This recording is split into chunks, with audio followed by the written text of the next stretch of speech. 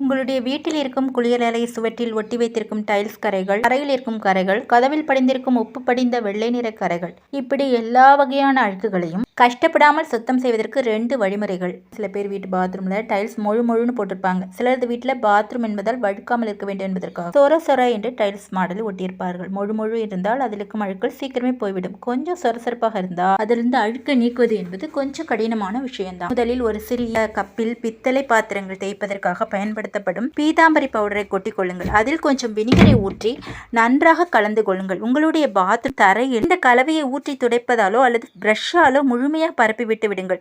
20 to 30 நிமிடங்கள் கூட அப்படியே ஊறட்டும். கொஞ்சமான கரை என்றால் துடைப்பதால் லேசாக தேய்த்து கழுவினாலே போய்விடும். உங்கள் தரை சொரசொரப்பாக இருந்தால் வேறு வழி கிடையாது, கையை கொண்டுதான் ஸ்டீல் நாரை வச்சு தேய்க்கணும். இந்த பவுடரில் கரைகள் ஊறிய பின்பு சுலபமா நீங்கிவிடும். இரண்டாவதா, குளியலறை சுவற்றில் ஒட்டி இருக்கும் டைல்ஸ்ல படிந்திருக்கும் கரை வேறு மாதிரி இருக்கும். இதை நீக்குவதற்கு நம் வீட்டில் கழிவறையை சுத்தம் செய்ய பயன்படுத்தும் ஹார்பிக்கை பயன்படுத்த போகிறோம்.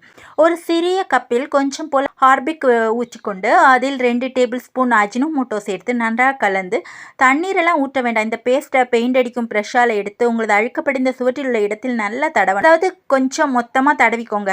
கரை படிந்த இடத்தில் இந்த ஹார்பிக் ஒட்டி இருக்க வேண்டும். இதை 20 நிமிடங்கள் அப்படியே ஊற வைத்துவிட்டு லேசாக ஒரு நாரை போட்டு தேய்த்து கழுவினால் போதும். உங்களது பாத்ரூம் டைல்ஸ் அனைத்து பளிச்சுன்னு மாறிடும்.